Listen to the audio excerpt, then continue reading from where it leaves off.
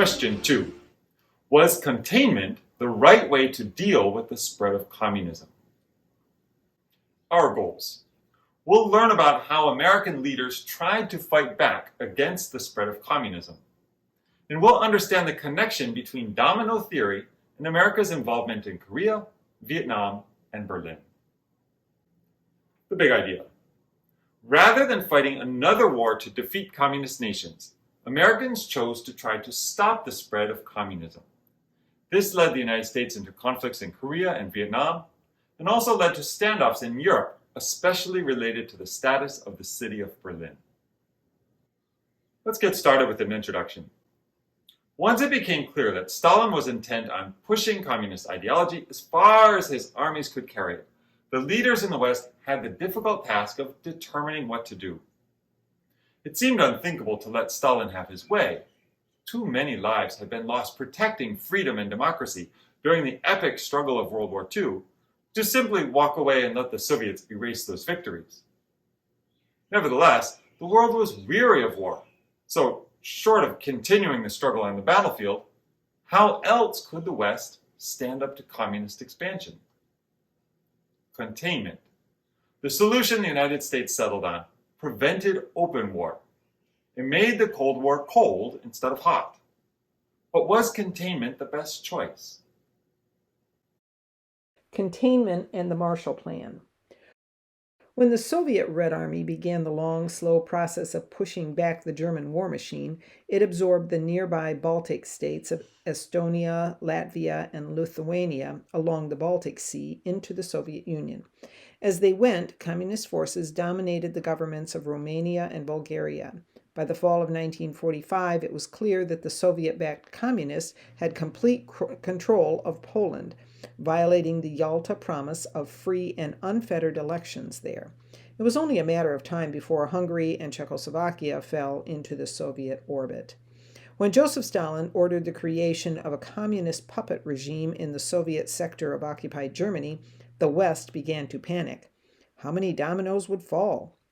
American diplomats saw the people of a continent ravaged by war looking for strong leadership and an aid of any sort. If communists provided the help they desperately needed, they may embrace Stalin and communism as their saving grace. The continent was ripe for revolution. Would the Soviets get all of Germany? What about Italy and France? President Truman was determined to reverse the trend. Since the American people were weary from war and had no desire to send troops into Eastern Europe to roll back the gains of Stalin's Red Army, fighting the Soviet Union would have been impossible. Instead, George Kennan, a mid-level diplomat in the State Department, proposed a new approach, the policy of containment. In places where communism threatened to expand, American aid would be used to prevent a takeover. By vigorously supporting freely elected governments, the United States might be able to contain communism within its current borders. This policy became known as the Truman Doctrine, as the president outlined his plans to Congress. Greece and Turkey were the first nations spiraling into crisis that had not been directly occupied by the Soviet army. Both countries were on the verge of being taken over by Soviet-backed guerrilla movements. Truman decided to draw a line in the sand. In March 1947, he asked Congress to appropriate $400 million to send to these two nations in the form of military and economic assistance. Within 2 years, the help the Americans provided had stabilized the Greek and Turkish economies and helped reestablish law and order. The communist threat passed as people began to view democracy and the free market system promoted by the United States as the road to peace and prosperity. Emergency aid to Turkey and Greece worked to stabilize these two nations, but all of Europe was devastated. The war had ruined crop fields and destroyed infrastructure. The people of the entire continent were in dire need. On June 5, 1947, Secretary of State George Marshall announced the European Recovery Program.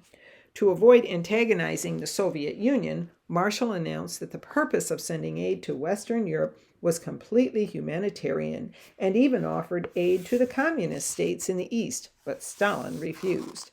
He knew that American money would influence the hearts and minds of the people in his sphere of influence the same way it had in Greece and Turkey. In the end, Congress approved Truman's request of $17 billion over 4 years to be sent to Great Britain, France, West Germany, Italy, the Netherlands, and Belgium. The Marshall Plan created an economic miracle in Western Europe. By the target date of the program 4 years later, Western European industries were producing twice as much as they had before the war broke out. The aid also produced record levels of trade with American firms, fueling a post-war economic boom in the United States. Some Americans grumbled about the cost, but peace and freedom in Western Europe proved to be a bargain. Lastly, and much to Truman's delight, none of the nations of Western Europe that received aid under the Marshall Plan ever faced a serious threat of communist takeover. On the contrary, the nations of Western Europe were, and continue to be, America's strongest allies. The Berlin Airlift. Berlin, Germany's wartime capital, was the prickliest of all issues that separated the United States and Soviet Union during the late 1940s and became a symbol of the entire Cold War. The city was divided into 4 zones of occupation like the rest of Germany. However, the entire city lay within the Soviet zone of occupation, miles from the rest of West Germany. Once the nation of East Germany was established, the Allied sections of the capital, known as West Berlin, became an island of democracy and capitalism behind the Iron Curtain. Stalin viewed West Berlin as an embarrassment. Thousands of East Germans were moving to West Berlin and then on to West Germany to escape the establishment of a communist regime. Stalin wanted the Allies out of the city. In June 1948, he decided to seal all land routes going into West Berlin. Since the borders of West Berlin had been open since the end of the war, most of what the people of the city consumed, especially food and fuel, was produced in the surrounding East German countryside. Stalin gambled that the Western powers were tired and that their populations were not willing to risk another war to protect the city. Faced with starvation, he calculated the Americans would give up and leave the city rather than let people starve. Alternately, the people of West Berlin would throw the Americans out in order to end the blockade. Either way, the withdrawal by the United States would eliminate the democratic enclave in the Soviet zone. Truman was faced with a tough choice. Relinquishing West Berlin to the Soviets would seriously undermine the new doctrine of containment. Any negotiated settlement would suggest that the Soviet Union could engineer a crisis at any time to exact concessions. If Berlin were compromised, the whole of West Germany might question the American commitment to German democracy. To Harry Truman, there was no question. "We are going to stay, period," he declared. Together with Britain, the United States began moving massive amounts of food and supplies into West Berlin by air. At first, Stalin was convinced the airlift would fail, and there was every reason to believe it would. After 1945, the Allies had greatly reduced the number of heavy aircraft and pilots in their air forces.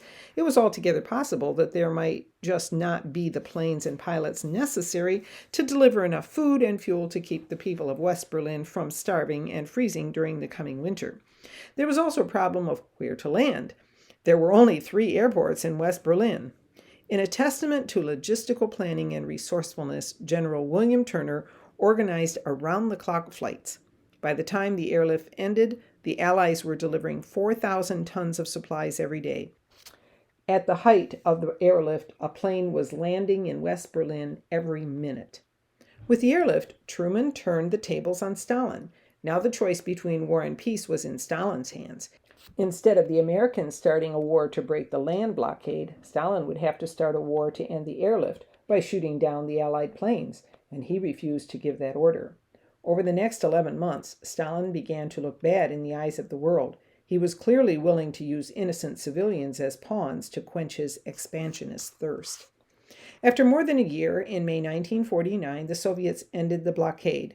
The United States and Britain had flown over 250,000 supply missions, and the airlift had been a success. The policy of containment was intact, and even more importantly, the Americans and British had demonstrated to the people of West Berlin, West Germany, and the world that they would stand up to the Soviet Union in the defense of freedom.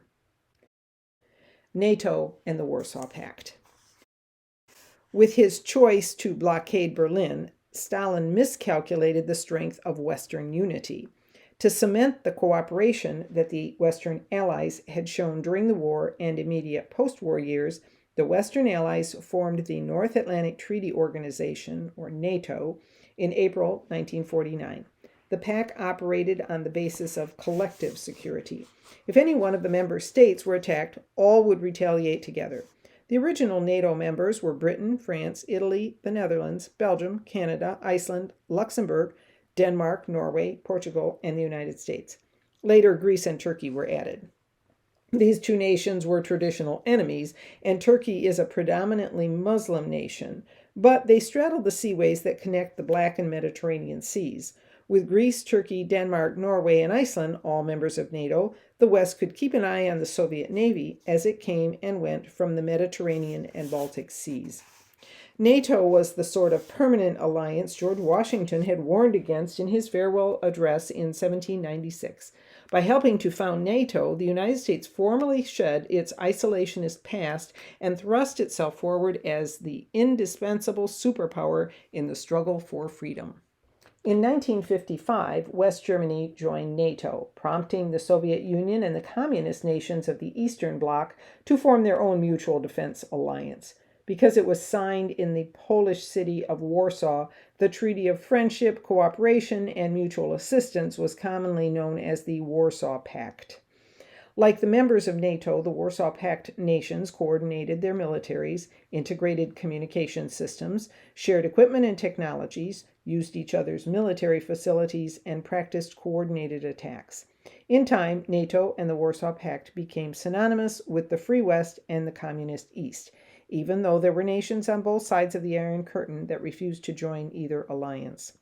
When the Cold War ended in 1991, the Warsaw Pact dissolved.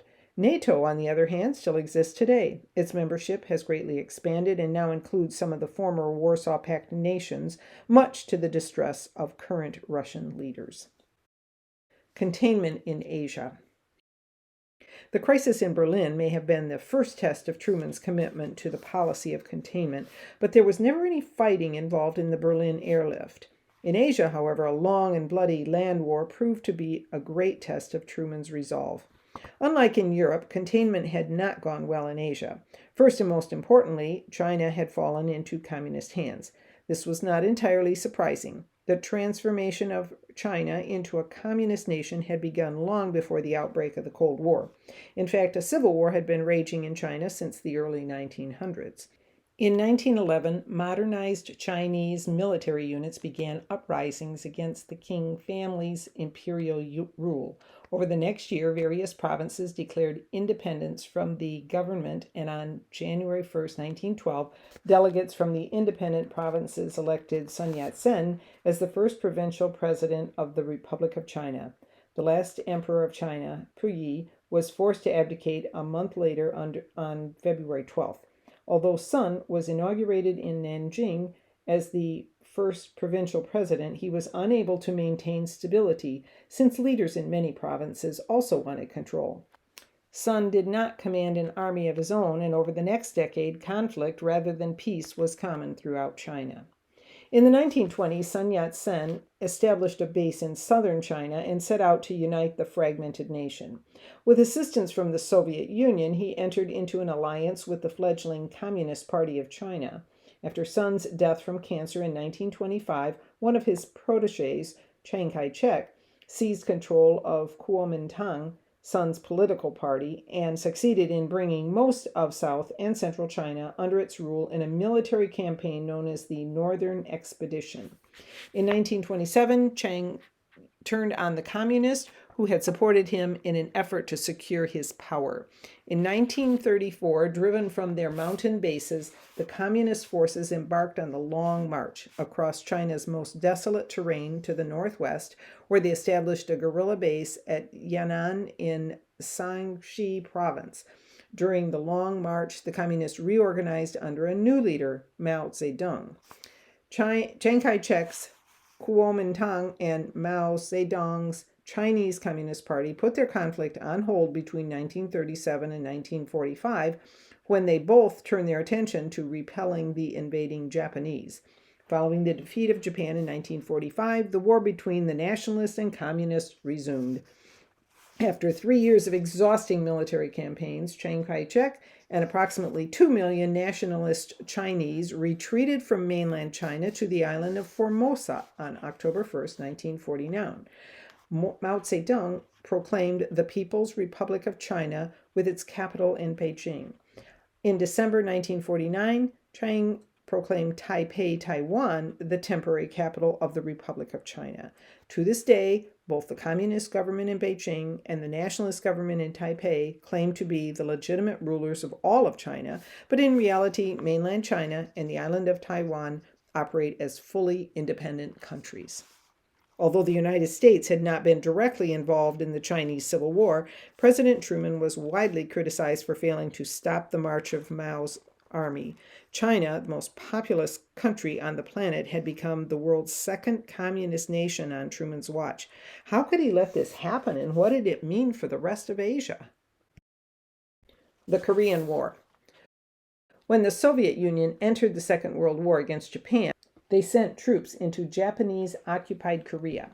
American troops established a presence in the southern part of the Korean peninsula, and when the Japanese surrendered, Korea split into a Soviet northern zone and an American southern zone divided at the 38th parallel. Korea began to resemble divided Germany. Upon the recommendation of the United Nations, elections were scheduled to choose leaders who would reunify Korea, but fearing that the Americans would manipulate the outcome, the North's communist leaders refused to participate. The election went forward in the South, and Syngman Rhee became president, but the Soviets supported Kim Il-sung as the leader of the North. When the United States and the Soviet Union withdrew their forces from the peninsula in 1948 and 1949, trouble began. Kim Il-sung had no desire to remain leader of only the northern half of Korea. On June 25, 1950, his armed forces crossed the 38th parallel and marched into the South. It took only 2 days for President Truman to commit the United States military to the defense of South Korea. Truman hoped to build a broad coalition by enlisting support from the United Nations. Of course, the Soviet Union could veto any proposed action by the Security Council, but this time the Americans were in luck. The Soviets were boycotting the Security Council for refusing to admit Communist China into the United Nations. As a result, the Council voted unanimously to repel the armed attack of North Korea. Many countries sent troops to defend the South, but the vast majority of the soldiers were from the United States and South Korea. The commander of the United Nations forces was Douglas MacArthur, the hero of World War II in the Pacific and commander of the American occupation of Japan. He had an uphill battle to fight as the North had overrun the entire peninsula, with the exception of a small area around the city of Pusan in the far south. MacArthur ordered a daring amphibious assault at Incheon on the western side of the peninsula. It was one of the most brilliant military calculations of his illustrious career. Caught by surprise, the communist-backed northern forces reeled in retreat. American troops from Incheon and Pusan quickly pushed the North Koreans to the 38th parallel and then beyond. MacArthur, Truman, and the Americans saw an opportunity to create a united democratic Korea and pushed Kim's army up to the Yalu River, the border between Korea and China. Truman relished the idea of reuniting Korea, but his hopes were dashed on November 27th when over 400,000 Chinese soldiers flooded across the Yalu River. Surprising Truman and MacArthur, who had both calculated that the Chinese would want to stay out of the fight, Chairman Mao Zedong had decided to come to the aid of his communist neighbor. American troops were once again forced south of the 38th parallel. General MacArthur viewed the seesawing war as a great struggle against the evil forces of communism. He applied the lessons he learned fighting the Japanese in World War II and advocated for nothing less than total victory. He proposed escalating the war by bombing China, even suggesting that nuclear weapons should be considered as an option. In MacArthur's mind, not winning was the same as losing. Truman disagreed. He feared escalation of the conflict could lead to another world war, especially if by attacking China, the Americans provoked the Soviet Union. Truman could imagine the world slipping into another great war in the same way the European powers had tumbled into World War I in 1914. Actually, China was also exercising restraint. They could have attacked American bases in Japan that were used to support the war in Korea, but like Truman, had decided to fight the war only in Korea. Disgruntled, MacArthur took his case directly to the American people by openly criticizing Truman's approach. The Constitution firmly gives the power of commander-in-chief of the military to a civilian elected president. Truman feared that if he gave in to MacArthur, it might appear that the president was taking orders from the military rather than the other way around. So on April 6, 1951, Truman ordered that MacArthur be replaced as commander in Korea and Japan. Fallout from Truman's decision was immediate. Some Republicans in Congress called for him to be impeached. MacArthur was a revered war hero. When he flew home to the United States, he was greeted with a parade that was attended by 500,000 people. In contrast, Truman's popularity dropped to 22%, the lowest ever for any president in the era of modern opinion polling. Meanwhile, MacArthur was invited to address a joint session of Congress, the only military commander ever to do so. In his speech, MacArthur declared, "Efforts have been made to distort my position. It has been said, in effect, that I was a warmonger. Nothing could be further from the truth. I know war as few other men now living know it, and nothing to me is more revolting. But once war is forced upon us, there is no other alternative than to apply every available means to bring it to a swift end. War's very object is victory, not prolonged indecision. In war, there can be no substitute for victory." In the end, though, Truman was president, and his judgment was that the best resolution of the war in Korea was not total victory against all the forces of communism, but a permanently divided Korean peninsula. The war itself had evolved into a stalemate, with the front line corresponding more or less to the 38th parallel, where the division of the peninsula had been 3 years before. Ceasefire negotiations dragged on for 2 more years, beyond Truman's presidency. Finally, under the direction of President Dwight D. Eisenhower, Truman's successor, an armistice was signed at Panmunjom on July 27, 1953. North Korea remained a communist dictatorship under the leadership of Kim Il-sung, and South Korea remained under the control of Syngman Rhee, who ruled for 12 years as a dictator, but in the opinion of the United States, at least not a communist dictator. Over 5 million people died before the war ended, and more than half of the victims were civilians. In all, 37,000 Americans died in the conflict. Today, Korea remains divided by a 3-mile-wide demilitarized zone, or DMZ, guarded on both sides by vigilant armies. Kim Il-sung was succeeded by his son Kim Jong-il, and then by his grandson Kim Jong-un. Supported today only by China, North Korea is one of the world's poorest and most isolated countries. South Korea eventually embraced democracy, modernized its economy, and is a major trading partner of the United States. Korean products such as Samsung Electronics and Hyundai automobiles are commonplace in America, and American products and soldiers are familiar sights in South Korea. In 2017, there were still 37,500 American military personnel stationed in South Korea, standing guard against another invasion from the north. Vietnam. In the 1800s and early 1900s, powerful nations gobbled up weaker ones in the development of vast empires. For example, the United States took Hawaii and the Philippines. Great Britain ruled over India, and all the major powers of Europe had divided up Africa. The lands of Southeast Asia, that are today's nations of Vietnam, Laos, and Cambodia, comprised the French colony of Indochina. After World War I, an independence movement formed in Vietnam led by Ho Chi Minh. Ho was educated in the West, where he became a disciple of Marxist thought. Ho resented and resisted the French, and when the Japanese invaded Vietnam during World War II and displaced the French, Ho fought them as well. His liberation movement, known as the Viet Minh, used guerrilla warfare and successfully held many key cities by 1945. When the Japanese surrendered, Ho gave a victory speech in Hanoi. Paraphrasing Thomas Jefferson's Declaration of Independence, Ho proclaimed a new independent nation of Vietnam. France was determined to reclaim all its territories after World War II. The United States now faced an interesting dilemma. American tradition dictated sympathy for revolutionaries rather than archaic colonial powers. The American Army had even helped Ho during World War II in his fight against Japan. However, given Truman's new strategy of containment, supporting the Marxist Viet Minh was unthinkable. Domino theory. Vietnam was a small nation compared to China, Korea, or Japan, and most Americans had never heard of it and would have been at a loss to find it on a map. However, for military strategists, Vietnam was hugely important. American diplomats subscribed to the domino theory. Like a line of dominoes in which the first falling domino knocks down the next, which topples the next, and so on, a communist victory in Vietnam might lead to communist victories in Laos, Cambodia, Thailand, Malaysia, and Indonesia. Such a scenario was unthinkable to the makers of American foreign policy. President Truman decided to support France in its efforts to reclaim Indochina by providing money and military advisors. The United States' financial commitment amounted to nearly $1 billion per year. For Ho Chi Minh and the Vietnamese, America's support of the French imperialists was unimaginable. How could a nation whose founding ideals they so admired help the colonizers?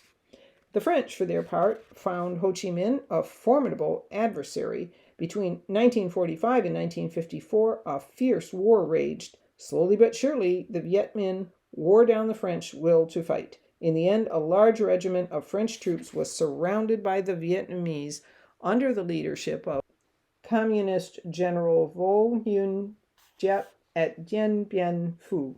After a long siege, the French surrendered. This final catastrophe convinced the French to abandon their hopes of reclaiming their lost colony. Picking sides. The French troops withdrew, leaving Ho Chi Minh in control of the northern half of the country. Negotiations to formally end the conflict took place in Geneva, Switzerland. A multinational agreement divided Vietnam at the 17th parallel. The territory north of this line would be led by Ho Chi Minh, with Hanoi its capital. The southern sector named the city of Saigon its capital and Ngo Dinh Diem its leader. The division of Vietnam was meant to be temporary, with nationwide elections scheduled for 1956. Knowing that Ho Chi Minh would be a sure victor, however, the South made sure these elections were never held. During the administrations of Eisenhower and Kennedy, the United States continued to supply funds, weapons, and military advisors to South Vietnam. Ho Chi Minh turned North Vietnam into a communist dictatorship and created a new band of guerrillas called the Viet Cong, whose sole purpose was to overthrow the military regime in the South and reunite the nation. In the first of many cases during the Cold War, the United States backed an unpopular leader in Ngo Dinh Diem. Diem was corrupt, showing little commitment to democratic principles, and favored Catholics to the dismay of Vietnam's Buddhist majority. But Diem was not a communist, which was the most important criteria when the United States was looking for allies around the world during the Cold War. Presidents Truman, Eisenhower, Kennedy, Nixon, and Ford all struggled with the question of how to stop the spread of communism in Southeast Asia without being on the wrong side of history. In the end, America's leaders were unsuccessful in almost all of their goals. The United States ended up fighting a long, devastating, and disastrous war that, after terrible bloodshed and destruction, we ultimately lost. Ho Chi Minh's struggle for a unified, independent Vietnam under a communist government succeeded. Conclusion. Although containment successfully prevented the spread of communism in Europe and Korea, the United States lost the fight to stop communists from unifying Vietnam. Containment proved to be largely peaceful in Europe, but resulted to tremendous violence and bloodshed in Asia. In addition, containment did nothing to liberate people from communism. At best, it protected some people from living under communist rule. So was containment the right way to deal with the spread of communism?